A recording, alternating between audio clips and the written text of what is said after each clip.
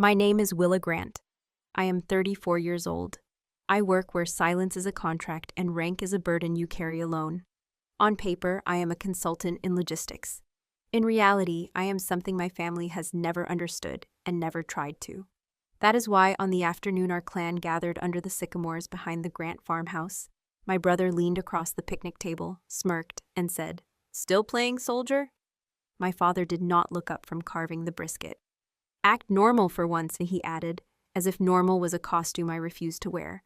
I said nothing. I counted the forks aligned like formation, the sweat on the sweet tea pitcher, the way people who share your blood can turn words into shrapnel. Aunt Maggie laughed too loud. Cousins avoided my eyes. Ethan's wife filmed everything for her stories. The old flag on the porch hung limp in the August heat. I studied my brother's jaw, the triumph in it, the way small men feel tall when they slice at someone who will not swing back. He wanted an explosion. I gave him silence. He mistook it for surrender. Then the air changed. The first hint was a tremor in the lemonade glasses. Someone asked, "What is that noise?" Another voice rose, high and afraid. "Is that a helicopter?" Conversation fractured, necks craned, children ran to their parents. The sound grew from a distant murmur to a gut-shaking roar, a rhythm you feel in your ribs before you hear it in your ears. Napkins lifted, paper plates skittered, the tablecloth snapped like a surrender flag. A Black Hawk broke the horizon like a judgment, banking low over the tree line, throwing the backyard into a storm of grit and leaves. People scattered. My father's hat flew. Aunt Maggie shielded her wine. Ethan swore and ducked. I stood. The rotor wash tore through the yard. Confetti of invoices, party favors, and family photographs spun past my boots. The helicopter settled on the grass we used to play tag on, blades still roaring, the machine a wall between the life they assigned me and the life I actually lived. The door slid open. A 4-star general stepped out, cap secure, eyes locked. He did not scan for a man. He ran straight for me, cutting through the stunned crowd, his voice already raised to beat the rotors. "Colonel Grant, we need you now." The words hit harder than the wind. Conversation died. The only movement was the spin of the blades and Ethan's face draining of color. My father's knife slipped. The brisket fell. Somewhere a phone hit the grass and kept recording. I did not look at Ethan. I did not look at my father. I straightened, felt the weight of years fall from my shoulders, and nodded once. The general's hand gripped my arm. The pressure said urgency, not theater. All around us, my family froze in the tableau of a revelation they never thought they would have to survive. The girl they called a disappointment stood in a storm of their making, and someone who mattered had just called her by the rank they said she would never deserve. I took one breath, tasted diesel and dust, and stepped forward. The last thing I heard before the blade swallowed the yard was my brother whispering to no one, "Colonel." It sounded like an apology. It felt like a verdict. When I was 12, my father told me soldiers were men who failed at gentler work. When I was 18, he did not come to my commissioning. When I was 29, after a mission that took 11 hours in a lifetime, my brother told the family I had embarrassed us all. Disappointment became my new rank at the dinner table. They repeated it often enough that even the walls learned to mouth it back. Those memories flashed in a single sharp sweep as the general's grip tightened and the rotor wash clawed at my hair. Faces from years of holidays and small betrayals flickered. Ethan laughing as he forwarded a rumor he knew was false. My father sighing when he saw me in uniform. Linda, my stepmother, holding a coffee cup with both hands as if it could warm her silence. Every scene was short. Every wound was efficient. Back in the present, the general leaned to my ear. "We do not have much time, Colonel." The sentence was not a courtesy. It was a clock. I nodded, already reading the urgency written in the way the crew stayed half inside the bird, already counting the seconds until lift. My heart did not race. It calibrated. Training is repetition. Dignity is restraint. Behind us, Ethan found his voice and lost his certainty. "Wait. Colonel, you are still in the army?" His words trembled on the edge of a question he had never thought to ask because he had always been satisfied with his own answers. My father stared at the stars on the general's shoulders as if they were indictments. The old flag on the porch finally caught a gust and lifted, late to the moment like everyone else on that lawn. No one responded to Ethan, not me, not the general. Silence is a scalpel. Some truths are best delivered without commentary. I turned to the family that had named me a failure and held their gaze for the first time in years. Shock lived in their eyes, shame stood beside it. Neither knew where to put its hands. I wondered briefly if they understood that the only reason I had never defended myself was because carrying proof is harder than carrying doubt, and I was busy lifting both. I stepped toward the Black Hawk. The crew chief reached out, my palm met his. The grip was home. The general moved with me, his presence a shield as much as an order. The wind tore through the garden my stepmother had planted, ripping petals and pride alike. A cousin tried to film, the screen filled with dust and rank and the outline of a truth she would not be able to caption. At the door I paused, not for drama, for closure. I wanted them to see my face steady, my spine straight, my choice deliberate. I wanted them to know that the girl they mocked at noon could be summoned at 4 by a nation they forgot she served. I did not need their blessing. I did not need their belief. I only needed them to see the truth long enough for it to rearrange the furniture in their memory. I climbed in. The general followed. The door slammed. The world narrowed to steel and mission. Through the glass, I saw Ethan take one halting step forward, then stop as if an invisible line had been drawn between the man he had been and the man he might still choose to become. My father placed a hand on the back of a chair and leaned, not from age, but from impact. The pilot called ready. The blades bit harder. The lawn shrank as we lifted. The farmhouse reduced to a model of a place where I had been misnamed. As the Black Hawk climbed, the general opened a folder and slid it to me. Inside were photos, contracts, signatures I recognized. The corporation Ethan had boasted about, the land he was selling, the case that would decide more than inheritance. The mission was not a rescue for my family. It was a summons to protect them from themselves. The headset crackled. Colonel Grant, confirm receipt. I signed, initialed, breathed. Below, the backyard returned to stillness, save for a family recalibrating around a truth that had landed like a machine from the sky. I closed the folder and met the general's eyes. Confirmed, I said. Then I looked back down one last time and understood that some battles wait decades to be named, and some victories are won in the second you stop explaining who you are to people committed to misunderstanding you. The Black Hawk banked south. The house disappeared behind the tree line. The noise faded into the steady hum of purpose. For the first time in years, I let myself feel the smallest flicker of relief. Not because I had been called colonel in front of them, but because I finally did not have to carry the weight of their disbelief alone. The mission ahead was dangerous. The fight behind was done. I was born on the Grant family farm, a place where seasons dictated our moods and tradition dictated our worth. My brother Ethan was the golden boy, the firstborn who carried every hope my father ever had. He learned to drive the tractor before he was 12. By 16, he was managing cattle sales as if he had been born wearing a ledger around his neck. Every dinner conversation revolved around Ethan's achievements, his plans, his effortless charm. I loved my brother once. I loved the way he would carry me on his shoulders when I was small, how we would race to the barn in the evenings. But as we grew, the weight of my father's favoritism settled between us like a silent wall. My father, Richard Grant, is a man of the old world. He believed daughters were meant to marry, bear children, and keep the home tidy. Whenever I asked him to let me help with the farm machinery or join Ethan in the fields, he would shake his head. "That is not for you, Willa," he would say. "You are supposed to be a proper girl." The day I announced I wanted to join the army, he looked at me as if I had set fire to his barn. "This will ruin you," he said, his voice as sharp as barbed wire. He never came to see me off. He never called to ask how training was. To him, I was a daughter who had strayed beyond the fences of his understanding. I remember the day I left for basic training as if it were painted in steel and smoke. I stood at the bus station, bag slung over my shoulder, wearing the new boots that felt heavier than my resolve. My mother had passed years before, so there was no gentle hug, no last-minute advice. Just my stepmother Linda, quiet and uncertain, holding a paper bag with sandwiches I never ate. Ethan did not show up either. He said he was busy managing farm accounts, but I knew the truth. He thought I was making a fool of myself. I swallowed the hurt, told myself I would build a life on my own terms, even if no one at home understood. The army became my proving ground. I thrived under pressure, learned to lead, to read danger like weather, to trust my instincts when every second counted. But 5 years ago, during a high-risk mission overseas, everything changed. We were ambushed in a narrow canyon, pinned down by enemy fire. I had seconds to decide whether to hold our ground or attempt a risky extraction. I chose to defy orders and move my unit out, saving 12 lives but losing communication with command. By the time we reached safety, the narrative had twisted. I was painted as the one who failed to follow protocol. A decorated career turned to ashes overnight. I took the blame because fighting the system would have cost even more lives.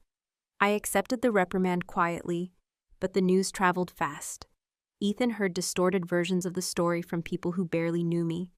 Instead of asking for my side, he delivered those poisonous whispers straight to my father. "They say she panicked," he told him.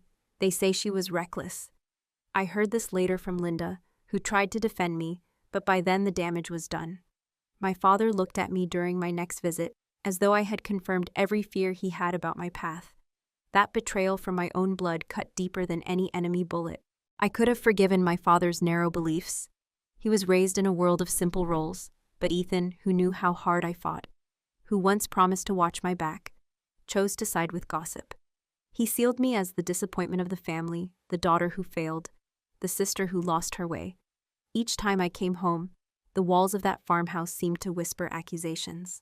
My father would barely ask about my work. Ethan would crack jokes that stung under their surface. Even Linda's soft kindness could not erase the coldness that had taken root.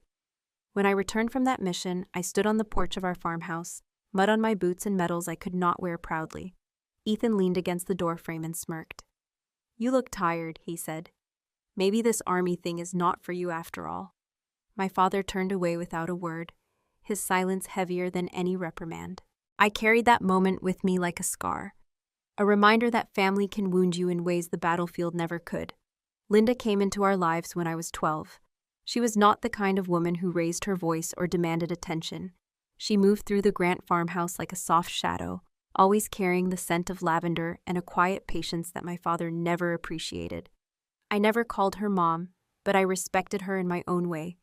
She was the only person who would leave a cup of tea outside my room when my father's disapproval felt like a locked door. She rarely chose sides, but sometimes her eyes met mine across the dinner table, and in those eyes I could see a flicker of understanding. It was Linda who tried to keep the peace when Ethan decided he was done hiding his contempt for me. The day I learned I had been written out of the family inheritance was the day I realized the Grant name was just a banner my brother had claimed for himself. We were standing in the barn, dust catching sunlight in the gaps between old wooden boards, when Ethan tossed a manila folder on the workbench. "You have no place in this family anymore," he said. The words were flat, but his grin was sharp. "Dad has agreed. The farm will be mine. You chose the army over us, and now you can live with that choice." I remember the weight of that folder in my hands, the neat rows of legal text that told me I had been erased. Linda stood in the doorway, wringing her hands, but she did not speak. I wanted her to, just once, tell Ethan he was being cruel. Instead, she whispered, "I'm sorry, Willa," as if sorry could glue the pieces of my pride back together. My father was nowhere in sight. Maybe he knew I would not fight him, not then. Not when I was already carrying the shame of that mission's fallout. I packed my things and left the farm that same week. No big goodbye, no family photos, just a quiet drive down the county road with the farmhouse shrinking in my rearview mirror. I found a small apartment near the edge of town, the kind of place where the walls are thin and the neighbors know better than to ask questions. By day, I worked as a logistics coordinator at a shipping company. It was simple work: spreadsheets, delivery schedules, endless phone calls. On paper, I looked like a woman who had left her uniform behind and moved on, but the truth was different. Every night, after I closed my laptop and the hum of the city faded into silence, I would take my uniform from the back of the closet. I would lay it on the bed, running my fingers over the fabric, feeling the history stitched into every seam. Sometimes I would wear it for just a few minutes, staring into the mirror and reminding myself of who I really was. The world might have seen a disgraced soldier, but I knew the lives I saved, the courage it took to make those impossible choices. That uniform was more than fabric. It was the last piece of the woman I refused to let die. I kept my medals in a wooden box under my bed. They were not for display. They were reminders of the cost of doing the right thing when no one believed in you. When I touched them, I could almost hear the voices of the soldiers I had led, the ones who made it home because of me. But those nights were also heavy with doubt. I wondered if I had been foolish to hold on, if my father had been right all along. Life went on like that for years. I stayed out of family gatherings, avoiding the glances, the whispers, the unspoken judgment. Ethan sent me one text on Christmas, a photo of him and Dad standing in front of the barn with new equipment. The caption said, "Look what we built without you." I deleted it without replying. I had learned that some battles are lost simply by giving them your attention. I thought I had finally left that world behind, that I could live quietly without reopening the wounds of my past. But that illusion shattered when I overheard a conversation at a local cafe. A friend of Ethan's was bragging about a deal, about selling off a large piece of the Grant land to a corporation with military contracts. The words burned like fire in my chest. That land wasn't just soil and fences, it held every memory of my mother, every step of my childhood, and the echoes of a family that had once meant something. I realized then that my fight was not over. I had believed I was done with battles, but the war had found me again.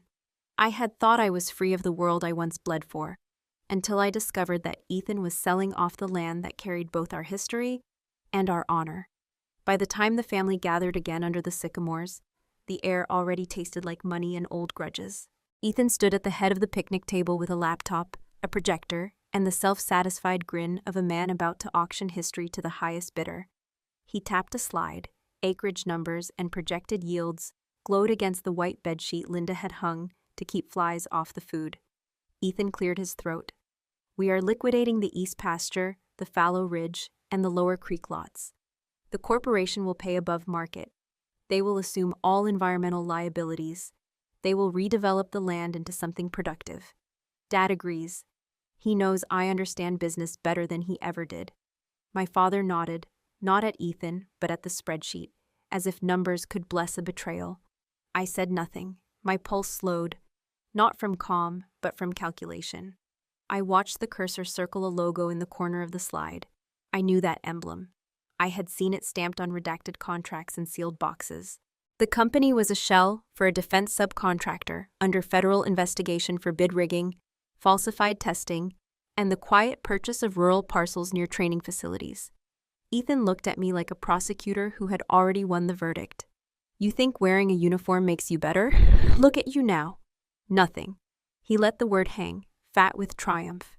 I examined the document packet at his elbow, saw misaligned page numbers, a missing annex, a non-disclosure written to gag, not to protect. I could practically hear the clauses whispering liability. My father folded his arms and spoke without looking at me. "Ethan knows business more than I ever did. He will secure the family's future." The line was rehearsed, the verdict pre-written. Linda tried to interrupt, then retreated when my father's jaw set. The cousins watched the show like they were at a county fair, voting with their silence for the loudest man on stage. I moved closer to the projector, pretending to read yield tables. In the reflection of the screen, I caught Ethan's eyes. He mistook scrutiny for surrender again. I photographed the signature blocks with a phone I kept on silent, then slid the packet toward me under the pretense of straightening the pages. Annex D Risk Mitigation Plan, missing. Annex F, Federal Vendor Clearance, redacted.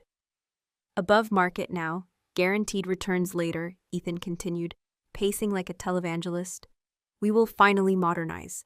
We will not be stuck in the past because one person cannot let go of a costume." He gestured toward me with an open palm, faux magnanimity masquerading as leadership. I remembered the canyon, the heat, the 12 soldiers who lived because I refused to follow a dead order. "Nothing," he had said. 12 lives argued otherwise. I asked one question, quiet and precise. "Who vetted the buyer?" Ethan rolled his eyes. "Real lawyers, real money. You would not understand." My father chuckled, a small approving sound that told me the courtroom was closed to testimony. I turned to Linda, her lips parted, then closed. She knew something was wrong. She always did. She never knew how to stop it. The projector whirred. The breeze lifted the white sheet and warped the numbers, as if the land itself objected to being converted into a line item. I traced the legal entity listed as purchaser, then the parent company, then the holding firm incorporated in Delaware 3 months after my reprimand. Patterns lock together if you have seen enough conspiracies dressed as efficiencies. Ethan closed the laptop with theatrical finality. "Sign here," he said, sliding a consent form across the table. "Do the decent thing for once." My father pushed a pen toward me, eyes stern but pleading. I looked at the pen and saw a weapon aimed at the past. I did not reach for it. I reached for the truth I had been trained to recognize. I took the form, flipped it, and photographed the watermark. The same classification code I had seen on confiscated procurement scams. Ethan's mouth twitched. He knew I had noticed. "You cannot stop this," he hissed under his breath. "You do not belong here." I smiled without warmth. Belonging is a luxury. Evidence is a language. I speak the second fluently. I slid the papers back and stood. The air smelled like grass and diesel. My father repeated his line. I nodded, memorizing clauses. The war stayed with me. That night, when the house quieted and the voices of my relatives faded into murmurs upstairs, I slipped into my father's study. The room still smelled like tobacco and old paper, the scent of his unyielding authority. His desk was as organized as a battlefield map. Neat rows of ledgers, contracts, and photographs of Ethan shaking hands with local business owners. I moved carefully, the creak of every wooden board threatening to betray me. My fingers hovered over a thick folder marked with the corporate logo I had seen earlier on Ethan's slides. I opened it, scanning the fine print, my pulse drumming faster with each page. These contracts were not just about selling farmland. They were laced with conditions and subclauses that hinted at something larger, something dangerous. I used my phone's camera to take photos, the faint click of the shutter swallowed by the hum of the ceiling fan. Annexes were missing, terms were deliberately vague. As I turned the pages, I saw traces of Ethan's handwriting, his name, his initials, and shortcuts that screamed carelessness. It was clear he was hiding something from both my father and the family. My jaw clenched, but I forced myself to keep steady, capturing every document that could expose the deal for what it truly was. A photograph on my father's desk caught my attention. It was from years ago, when Ethan and I were teenagers. He was leaning against the barn, smiling like the world already belonged to him. I remembered that day too well. It was the same afternoon when one of his careless actions almost cost us the farm's equipment. He had forgotten to secure the grain silo door, and half the feed spilled across the ground. Instead of owning up, Ethan told Dad I had been the one who left it open. I took the blame, standing there with my father's disappointment burning into me. It was my first taste of how easily Ethan twisted the truth to protect himself. Years later, the pattern continued. When I returned from deployment, bruised and exhausted, Ethan whispered to anyone who would listen that my so-called heroics had caused unnecessary chaos. He fed my father's stories about me being reckless, about how I wasn't fit to carry the family name. I tried to ignore it, but those lies grew roots in my father's mind, poisoning whatever faith he had left in me. As I photographed the last document, a cold realization settled in. This wasn't just a family dispute over land. The company Ethan was dealing with had contracts with defense contractors I'd seen in classified reports. They were linked to incidents I'd witnessed firsthand, equipment failures that cost lives, unethical testing, backdoor deals that put soldiers at risk. My brother's greed was dragging the family into a war they didn't even understand. I paused for a moment, my hand resting on the folder. My reflection stared back from the glass frame of a photo of my late mother. Her eyes seemed to question me, to remind me that honor isn't something you inherit. It's something you fight for. I couldn't walk away, not this time. I quietly closed the folder, placing everything back exactly where I found it. Then I slid my phone into my pocket and picked up the backup copies I had made. The silence of the house pressed against me as I stepped out of the study. I could hear Ethan snoring faintly down the hallway, unaware that I had just gathered the evidence that could unravel his scheme. In my room, I laid out the documents I had captured on my laptop, checking each photo for clarity. The text was dense, but I knew what I was looking for. Trails of shell companies, overlapping signatures, and hidden liabilities. My suspicion hardened into certainty. Ethan was not just reckless. He was aligning himself with people who would devour this family if it meant profit. I stuffed the printed copies into my backpack and zipped it tight. The sound of the zipper felt like the click of a weapon being armed. As I rested the bag beside my bed, I whispered to myself, "This is more than a family matter. This is a battle I cannot ignore." My hands lingered on the straps, my heart heavy yet clear. I turned off the lamp and sat on the edge of the bed, staring at the shadowed outline of the backpack. That bundle of papers, silent and unassuming, was more dangerous than any weapon I had carried in combat. It could expose everything: Ethan's lies, the company's corruption, even the fractures within my own family. I tightened the straps, locking the zippers together.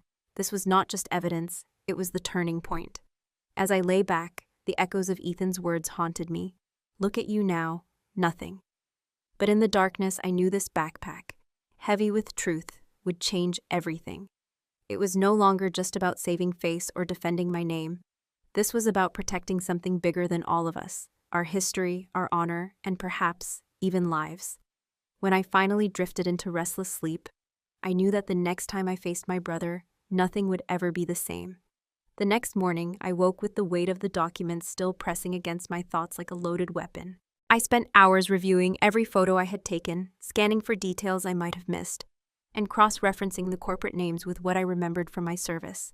By mid-afternoon, I knew I needed confirmation from someone who understood the shadowy underworld of defense contracts better than anyone in my family ever could. I picked up the phone and called an old friend, Sergeant Luke Daniels, one of the few people I trusted from my unit. Luke answered with the same steady voice I remembered from our time overseas. I explained briefly and carefully what I had found: Ethan's deal, the corporate shell companies, the redacted clauses. Luke's silence on the other end stretched long enough to make my stomach tighten.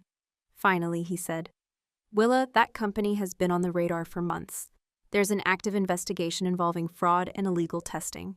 I can't share the details, but if Ethan is tied to them, he's swimming in dangerous waters." His words confirmed what I already feared. This wasn't just about the farm anymore. This was a web of corruption that could hurt more than just my family's reputation. I thanked him, my voice low, and Luke added, "Whatever you do, be careful. These people play dirty. They don't care who gets hurt as long as they make their profit." That warning stayed with me long after I hung up. Later that evening, as I sat on my small apartment's balcony, my phone buzzed again. The caller ID made my breath catch. It was a restricted number, one I hadn't seen in years. I answered, and a familiar voice cut through the static. "Colonel Grant," the voice said. "We may need you, Willa. This involves your family." It was General Crawford, the 4-star leader who had once overseen some of the toughest operations of my career. Hearing his voice again felt like stepping back into a world I had promised myself I had left behind. "Sir?" I asked, my heart already pounding. He didn't waste time. "Your brother's company is tied to a defense contract under federal review. We need someone who understands the terrain, someone who has both military experience and a personal connection. I know this puts you in a difficult position, but we need to talk about your next steps." The line went quiet for a moment, as though he was letting me absorb the weight of what he'd just said. My throat tightened. I wanted to say no, to stay out of it, but a part of me, the soldier still buried under civilian clothes, knew I couldn't ignore this call. After I hung up, I sat in the dark for a long time, my mind circling the same impossible choice. I could expose Ethan for his greed and recklessness, but doing so would publicly humiliate my father and tear apart what little remained of our family. Or I could protect them, pretend I didn't know the truth, and let the farm, and perhaps countless lives, fall into the hands of a corrupt corporation. My heartbeat thudded louder with every passing second. I remembered all the times Ethan mocked me, the cold stares from my father, and the quiet empathy from Linda. But I also remembered the voices of my soldiers, the ones who trusted me with their lives. I couldn't stay silent, not when I saw danger staring me in the face. I poured a glass of water, hands trembling slightly as I tried to calm my nerves. The city outside my window felt distant, almost unreal. All I could see was the land where I grew up, the creek where Ethan and I used to fish, the old barn that had weathered more storms than any of us. If I did nothing, all of that would be sold off to people who would bulldoze the past without a second thought. By the time the clock struck midnight, my decision was made. I pulled out the backpack where I kept the copies of the contracts and placed it on the table like a declaration of war. My path was clear. I had to act, but I would do it quietly, strategically, and on my terms. This wasn't just about Ethan anymore. It wasn't just about me. This was about protecting something far greater, our family's legacy, and the lives that could be affected if this company continued its dirty work. 2 days later, Ethan showed up unannounced at my apartment. He didn't bother knocking politely. He slammed his hand against the door until I opened it. His face was flushed with anger, his usual smirk sharpened into something colder. He stepped inside without an invitation, scanning the room as if he could spot the evidence I'd been collecting just by looking hard enough. "You've been digging," he said, his voice low but edged like a knife. "I know you've been snooping through Dad's office and talking to people you shouldn't. I don't care what you think you found, Willa. This deal is happening. Sign the papers or you're out forever. Do you hear me? You're already nothing to this family." I leaned against the counter, arms crossed, saying nothing. Silence has power, and I let mine stretch between us. He hated when I didn't take the bait, when I refused to give him a reaction. My calm seemed to make him even angrier. He stepped closer, his finger jabbing at me as if he could physically push his will into my chest. "Do you think wearing that uniform once made you special? You're washed up, Willa. A disgrace. Stop pretending like you're protecting anyone." I didn't respond. I simply watched him with a level stare, my mind already far from his words, running through the checklist of the files I'd secured. I'd been careful: screenshots, encrypted backups, copies stored on a drive he couldn't touch. He didn't realize I had already sent preliminary data to my former contacts. I didn't need his approval. I didn't need his permission to do what was right. When he realized I wasn't going to answer, he threw his hands up in frustration and stormed toward the door. "Fine," he barked. "Don't come crying to me when this blows up in your face. But don't think for a second you'll have any place in this family when I'm done. You're out, Willa, for good." He slammed the door hard enough to rattle the frames on my walls. I exhaled slowly, forcing the tension from my shoulders. He could hurl all the threats he wanted. They didn't scare me. I returned to my desk and plugged in the hard drive I'd been building over the past few days. Every photo, every clause, every redacted signature was carefully cataloged. I reviewed it all one more time before opening a secure line to my contacts in the Special Operations Unit I once worked alongside. It had been years since I sent them anything, but tonight I typed the message with a soldier's precision. "Need immediate review. Urgent.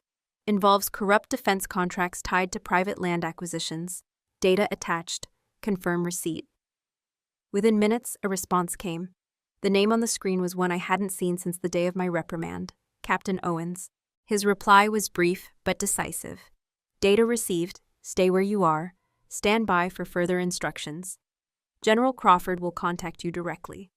My heart thumped, a slow, deliberate rhythm. I was back in it. Not by choice, but by necessity. This wasn't just about family disputes or inheritance. I could feel the shadow of something bigger moving just out of sight, something dangerous enough to require my old team's attention. It was both terrifying and strangely liberating, knowing I wasn't alone in this fight. The hours after Ethan's visit passed in a blur. I triple-checked the locks on my apartment and closed the blinds. I organized the printed copies of the contracts and tucked them into a separate envelope, just in case I needed to hand them over in person. The tension in the air felt electric, like the moment before a storm breaks. My instincts told me that Ethan's temper wasn't the only threat circling. Near midnight, I stepped out onto my small balcony. The city lights flickered in the distance, but the sky above was dark and endless. I leaned on the railing, looking up, letting the cold night air fill my lungs. Somewhere far off, I thought I heard the faint hum of a rotor, just a whisper against the night. It could have been nothing, just my imagination conjuring the sound of a Black Hawk before it arrived. But deep down, I knew it was only a matter of time. I tightened my grip on the railing, my mind clear and steady. Whatever was coming, I was ready. The pieces were in motion now. I glanced back inside at the backpack sitting on my desk, zipped and waiting. That bag held not just evidence, but the weight of a decision that could change everything. For me, for my family, and for the farm that had once defined us. As the distant hum faded, I whispered to myself, "This isn't over." I turned back inside, locking the door behind me. The sky above seemed to pulse with anticipation, and I couldn't shake the feeling that somewhere, out there, the Black Hawk was already on its way. The sound came first, a low, distant vibration that rolled across the fields like a warning. At first, no one paid much attention. It could have been a tractor in the distance, or maybe a truck rolling down the country road. But as the rumble deepened and the windows of the farmhouse began to tremble, Everyone stopped what they were doing. Heads tilted, eyes squinted toward the horizon. I felt it before I saw it. The pulse of rotor blades, faint but unmistakable, stirred the air around us. A gust of wind blew across the yard, rattling the sycamore branches and scattering paper plates from the picnic table. People rose from their chairs, hands shielding their eyes. I stood at the edge of the yard, heart pounding in sync with the growing roar above. Then it appeared. A Black Hawk helicopter, dark and imposing, sliced through the afternoon sky. Its shadow crawled across the fields, stretching over the barn and swallowing the yard in its path. The sheer power of its approach silenced everyone. Children clung to their parents. Someone gasped. I saw Ethan's smirk falter, the color draining from his face as he tried to understand what he was seeing. The helicopter circled once, its blades chopping the air with a ferocity that felt both familiar and haunting. I stayed rooted to the ground, my boots pressed into the earth I had once called home. Dust swirled around us, stinging my eyes, but I didn't move. My silence was heavier than any words I could have spoken. As the Black Hawk descended, the wind turned violent. Tablecloths flew into the air, cups rolled across the grass, and Linda held onto her hat with both hands. My father stood near the porch, his hand shielding his face, but his eyes never left the aircraft. I could see it, the confusion, the unspoken questions. He knew helicopters like this didn't land on private farmland unless something extraordinary was about to happen. The skids touched the ground with a thud that echoed through my chest. The rotor wash sent a hurricane of leaves and dirt whipping around the yard. I squinted through the storm of dust and watched the side door slide open. Out stepped General Crawford, his posture as commanding as I remembered. The sun caught the stars on his uniform, flashing like tiny shards of authority. He didn't hesitate. His eyes locked on me immediately. Without glancing at anyone else, he strode forward, boots pounding against the earth. The entire family watched as if frozen in place, the noise of the helicopter drowning out every whisper. When he stopped in front of me, he raised his voice to cut through the roar. "Colonel Grant, we need you now." The words fell like a stone in a still pond, sending ripples through every face around me. Colonel, not Willa, not daughter, not sister, Colonel. The rank they never believed I had truly earned. The air seemed to thicken as silence swallowed the yard. I saw Ethan out of the corner of my eye. His expression had crumbled, the arrogance gone, replaced by something raw, shock, maybe fear. His mouth opened, but no words came out. For once he had nothing to say. My father stood just behind him, eyes wide, his weathered hands tightening around the porch railing. He looked like a man who had just realized he'd been standing on the wrong side of a line all along. I didn't speak. I didn't need to. My gaze swept from Ethan to my father, steady and unyielding. Years of their doubt, their judgment, all of it hung in that single look. I could see the questions burning in their minds. How long had I been Colonel Grant? How much of me had they failed to see? The rotor wash flattened the grass around my boots. As General Crawford placed a firm hand on my shoulder, I gave a single nod, the kind that carried both recognition and resolve. My silence spoke for me. I wasn't here to prove anything. I was here because the world outside our family drama needed me again, and because some truths didn't require explanation. As I turned slightly toward the helicopter, I caught Ethan's eyes. His expression said what he couldn't. He'd misjudged me, underestimated me, and now he didn't know what to do with that realization. I let the moment hang, wordless but sharp, before stepping forward into the gusting wind. The rotors were still hammering the air when General Crawford turned to face my family. His voice cut through the noise with the force of a verdict. "We are investigating the same corporation your son is dealing with." The words landed like a detonation. Conversations died mid-breath, faces stiffened. Ethan blinked, then forced a laugh that sounded like metal scraping concrete. "You do not know what you are talking about," he shot back, trying to square his shoulders, trying to look taller in front of a man who had commanded continents. "This is a legitimate transaction, above market, clean. We vetted everything." His gaze darted to me, accusation sharpening. "She is the one stirring this up. She always has to be the hero." General Crawford did not even look at him. He handed my father a single printed page pulled from a folder, the government seal stamped at the top. "This entity is under federal review for procurement fraud, falsified test certifications, and covert acquisition of rural land near critical training corridors. Your son's signatures are on 3 preliminary instruments. 2 are missing mandatory federal vendor clearances. 1 contains a gag clause that violates state law. His tone was flat, clinical. It gave no room for argument. My father's hands trembled as he scanned the page. His eyes hardened as comprehension spread. He turned to Ethan, the porch railing creaking under the weight of his grip. "What have you done, Ethan?" The question came out half roar, half plea, a father's disbelief wrestling a businessman's pride. Ethan lunged toward the paper, but my father pulled it back, holding it out of reach like a leash suddenly remembered. "Dad, you are overreacting. This is political theater. They are just trying to scare us because she—" He jabbed a finger at me, dragged the army into a private deal. "This is her revenge." I stepped forward, calm, because I had already lived the moment he was only now entering. "No, Ethan, this is your mess. I tried to warn you." He opened his mouth to spit another defense, but the general spoke first. "We have emails," Crawford said, eyes never leaving Ethan. "We have timelines. We have payments routed through holding companies that do not exist on paper longer than 90 days. If you did not know, you should have known. If you knew, you are in deeper trouble than you can imagine." The yard went silent except for the slow spin of the rotors and the sound of Linda's unsteady breath behind my father. My cousins stared at Ethan, as if seeing him for the first time, without the glow of inherited authority. The projector sheet from his presentation flapped on the clothesline, numbers and promises warping in the wind. Ethan's bravado cracked. "This is a misunderstanding," he muttered, softer now, as if lowering the volume could shrink the facts. "Contracts get cleaned up, lawyers fix language. This is how deals work." He looked to my father for rescue and found none. My father took a step toward him, the page trembling in his fist. "You told me you vetted everything. You told me this was safe. You told me you knew what you were doing." His voice broke on the last word. "You told me she was the problem." He turned to me, eyes burning, grief and regret mingling in a way I had never seen on his face. "Willa, did you know?" It was not an accusation. It was an admission that, for once, he needed me to be right. I met his gaze. "I knew enough to stop it. That is why they are here." Ethan shook his head like a boxer refusing to hear the bell. "You are not stopping anything," he said, but the fight was gone from his tone. "You cannot take this from me." General Crawford's jaw tightened. "This is not about you, son. This is about national security and criminal liability. Step aside." The command in his voice left no oxygen for defiance.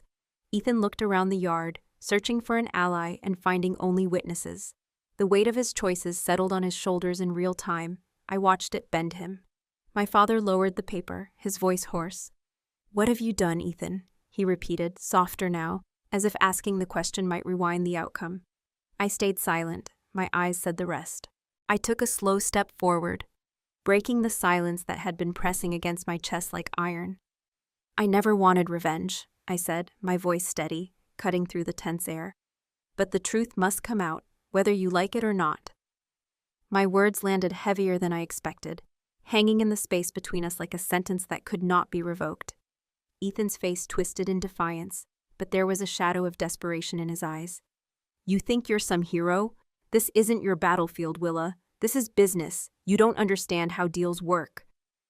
He turned to the general, trying to find some crack in the wall of authority standing against him. "She's doing this out of spite. She's just trying to make me look bad." General Crawford didn't blink. "You made yourself look bad, son. Don't confuse consequences with spite." Ethan's jaw tightened, and he took a breath as if to fire back. But the sound of tires crunching on gravel cut him off. We all turned toward the driveway. A sleek black SUV rolled up, followed by another. The doors opened and 3 men in tailored suits stepped out, their movements calculated and cold. I recognized the logo on their briefcases instantly. It was the same corporate insignia I had seen on those contracts, the one buried beneath layers of shell companies. One of them, a tall man with a sharp face, strode toward us. "I'm here representing Grant Industries," he announced. His tone was polished but icy. "We've been made aware of some interference in a private deal. Any unauthorized use of our documents or attempts to slander our operations will be met with immediate legal action." His gaze flicked to me as if measuring the threat I posed. Ethan's face paled. This is a misunderstanding," he stammered. "They have no right." "They have every right," General Crawford interrupted, his voice firm as stone.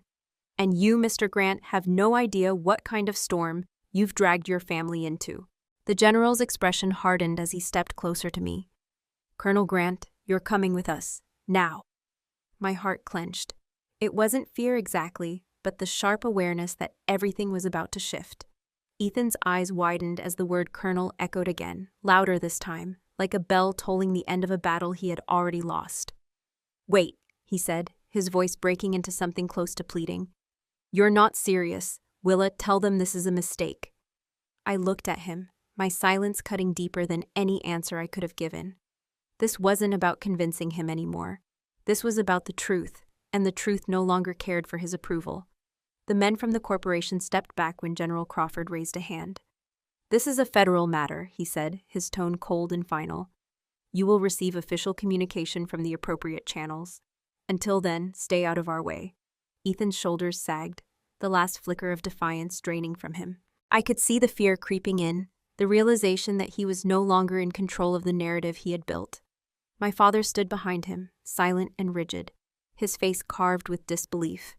I turned toward the Black Hawk, its rotors still spinning, a relentless reminder of the world I belonged to and the mission that awaited me.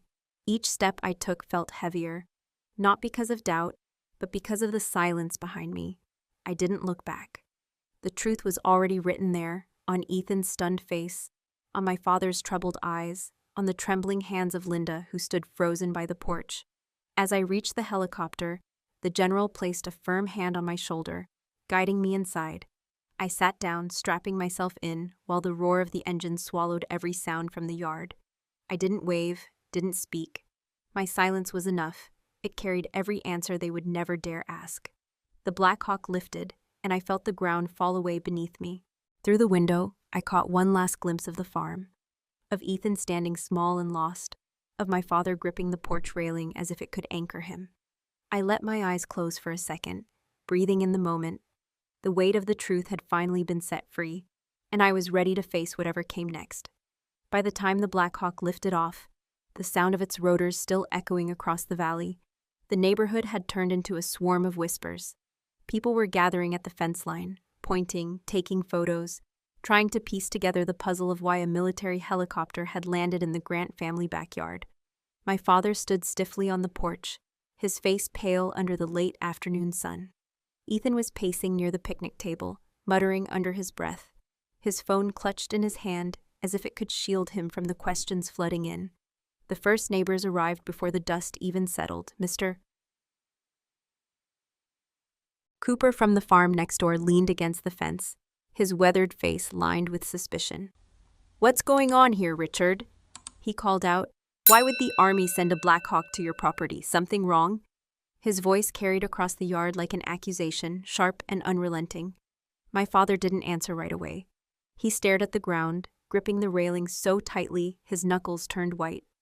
Linda stepped forward, her tone careful but firm. "It's complicated, Mr. Cooper. Just a misunderstanding." But her voice trembled slightly, betraying the storm brewing inside the house. Then came Mrs. Hayes, the local gossip, who never missed an opportunity to fuel a fire. "I saw that general talking to Willa," she said loudly, making sure everyone within earshot could hear. "He called her Colonel Grant. Did you know she was still in the military? Because the rest of us didn't." Her words sliced through the crowd, and all eyes shifted to my father and Ethan. Ethan snapped. "It's none of your business," he spat, glaring at the onlookers. "Stay out of this. Willa doesn't speak for us." His tone was defensive, but beneath it, I could hear the first tremors of fear. Fear that the truth was slipping beyond his control. He turned to my father. "We can fix this. We just need to stay quiet until it blows over." But the neighbors didn't back down. Someone asked, "What did the general want with Willa? Is she in trouble or are you?" Another voice joined in. "Ethan, we heard your name mentioned by those men in suits. Are you doing business with the military? Or worse?" My father finally raised his head. His voice was quiet but firm. "Ethan, what have you done?" The question hung heavy in the air. Ethan froze as if his father's doubt hurt more than all the neighbors' questions combined. "I haven't done anything wrong," Ethan said, his voice cracking under the pressure. "It's Willa. She's making it look like I'm involved with criminals." You're all believing her just because she came back wearing a uniform. Linda stepped in, her hand on my father's arm. Richard, you saw it with your own eyes. The general came for Willa. He called her colonel. Does that sound like someone lying to you? Her voice softened. Maybe you've been wrong about her all these years. For a moment, silence fell. My father's face shifted, the anger replaced by something harder to bear, regret. He glanced at the spot where the Blackhawk had landed, as if trying to replay the scene, to understand the weight of what he had witnessed. She never asked for this, he murmured, almost to himself. And I never gave her the credit she deserved. Ethan looked shaken, but he tried to hide it by glaring at the neighbors, who had started murmuring again. They could smell blood. Something was wrong in the Grant family, and now everyone knew it. The tension was unbearable, and for the first time in years, my father looked smaller, as if the foundation of everything he believed in had been cracked. By the following morning, the story had already left the backyard and spread across town like wildfire. Someone had recorded the moment General Crawford stepped out of the Blackhawk and called me Colonel Grant. The video had been posted on social media and shared dozens of times. Headlines like "Blackhawk lands at Grant family farm, who is Colonel Willa Grant?" were now circulating online. The phone in my father's house rang nonstop. Some calls were from reporters, others from distant relatives who hadn't spoken to us in years, but suddenly wanted answers. Ethan was furious. He stormed into the kitchen, slamming his phone onto the table. "This is your fault," he yelled, his voice echoing off the walls. "You humiliated us. Do you have any idea what people are saying about this family right now?" Linda, who had been quiet for most of the morning, stepped forward like a shield. "Enough, Ethan. You're not going to blame her for this. Willa didn't humiliate anyone. You did that yourself when you signed those shady contracts and lied to your father." Ethan turned on her, his face red with anger. "Stay out of this, Linda. You've always taken her side. You think she's some kind of hero because she wears a uniform?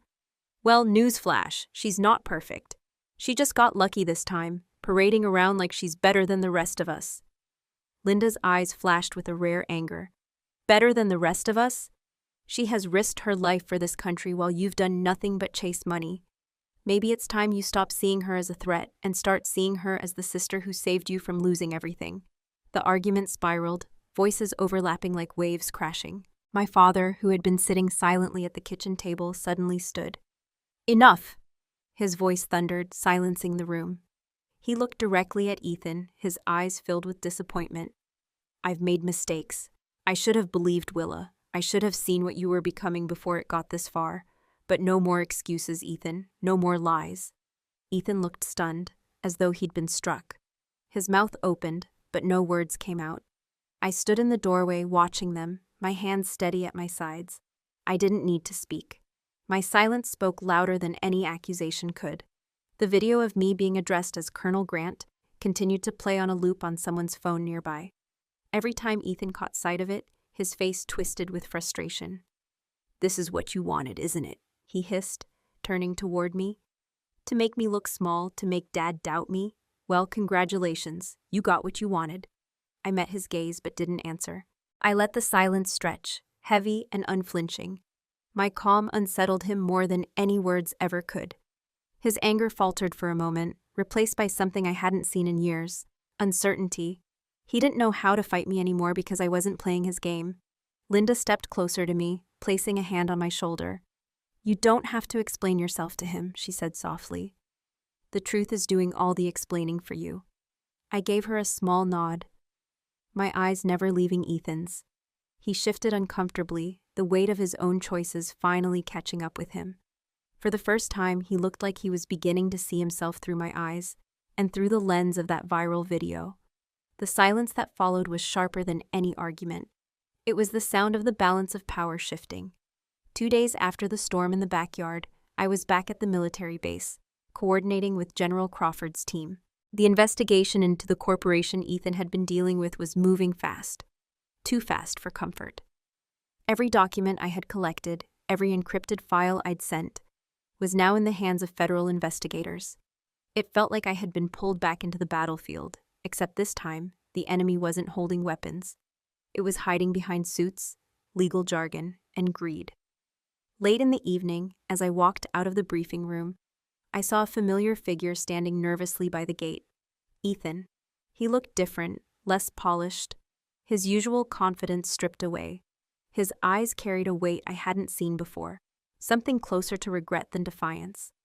"Willa," he said, his voice low, "can we talk?" I crossed my arms, my body instinctively defensive. "What is it, Ethan?" He hesitated, glancing at the ground before meeting my gaze. "I was wrong," he admitted, his voice cracking just slightly. "I let my jealousy destroy us. I kept trying to prove I was better because Dad always looked at you like you didn't belong here. I guess I believed it too. But seeing that Blackhawk, seeing them call you Colonel Grant, it made me realize how small I've been acting." I stayed quiet, letting his words sink in. For once they sounded genuine, not like the manipulative half-truths he'd thrown at me in the past. "I didn't know who I was dealing with," he continued, his tone shaking with anger. This time at himself.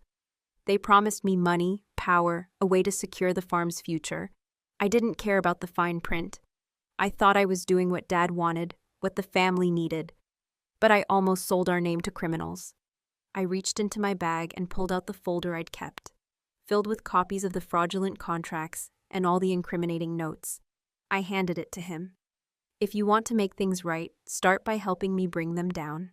No more lies, no more shortcuts." Ethan took the folder with trembling hands, his eyes scanning the documents like they were bombs ready to detonate. "How deep does this go?" he asked. "Deeper than you think," I said. "The investigation will expose everything, the shell companies, the fraud, all of it. But we need witnesses, and you're the closest one to their inner circle. If you cooperate, you'll protect Dad, Linda, and the farm." For a long moment, Ethan just stood there, the weight of his mistakes written all over his face.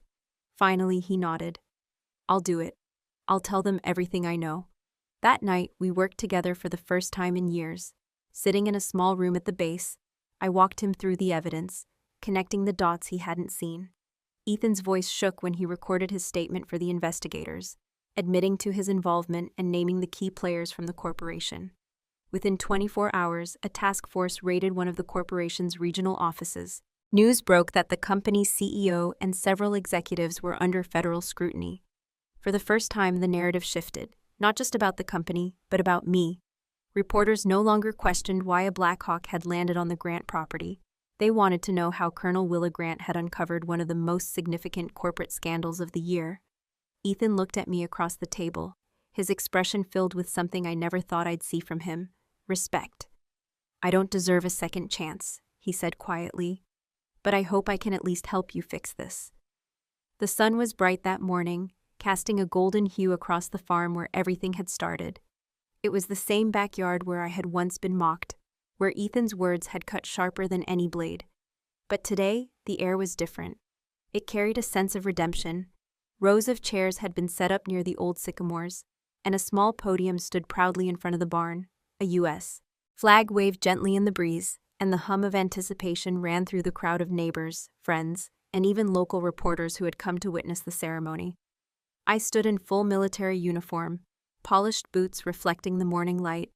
Each medal on my chest was a reminder of battles fought and lives saved.